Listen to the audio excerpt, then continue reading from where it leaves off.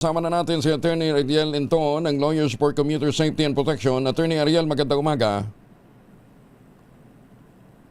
Attorney Ariel. Oh, malo, parang nawawala si Attorney. Hello? Ayan, okay. Attorney Inton, good morning.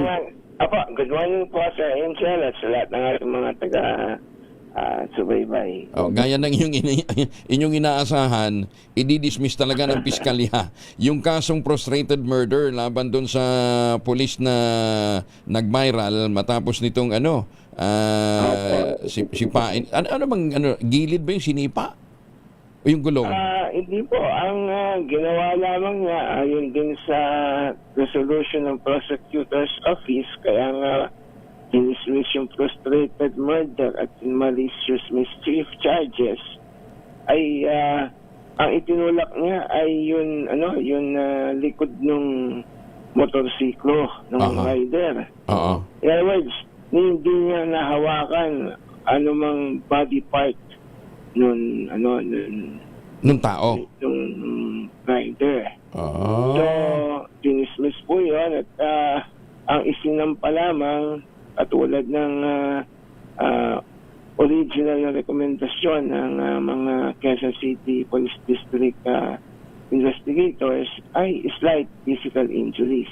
Mm-hmm. At yung slight physical injuries, no, ay may rekomendasyon ng 3,000 piso na for bail, no? At ngayon po na i-check na po natin ay na-raffle na po sa Metropolitan Trial Court Branch 153 ng Pasig City. Teka muna, kaso suspendido ba yung pulis? Meron po siyang mga kaharapin ng mga administrative cases.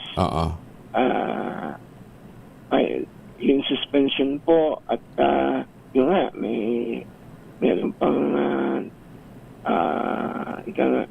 problema na baka matanggal pa sa serbisyo. Kaya naman, ito yung aming ring idepensa siya. No, malaking bagay itong resolution ng piskal. Para sa ganun, mapakita natin na kawawa, hindi naman commensurate yung parusa.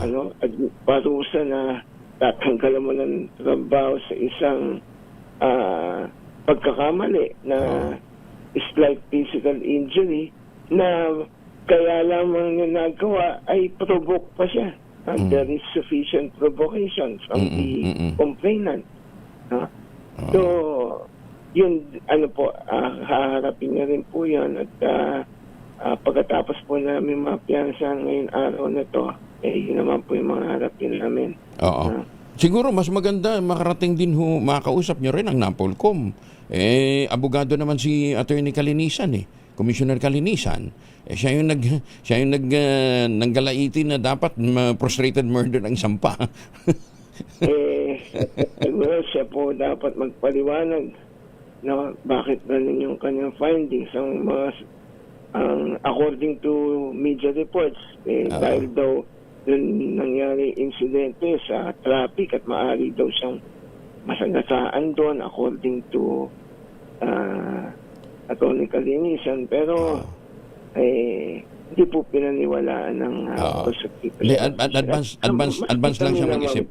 Advance lang mag-isip. Opo, sobrang advance na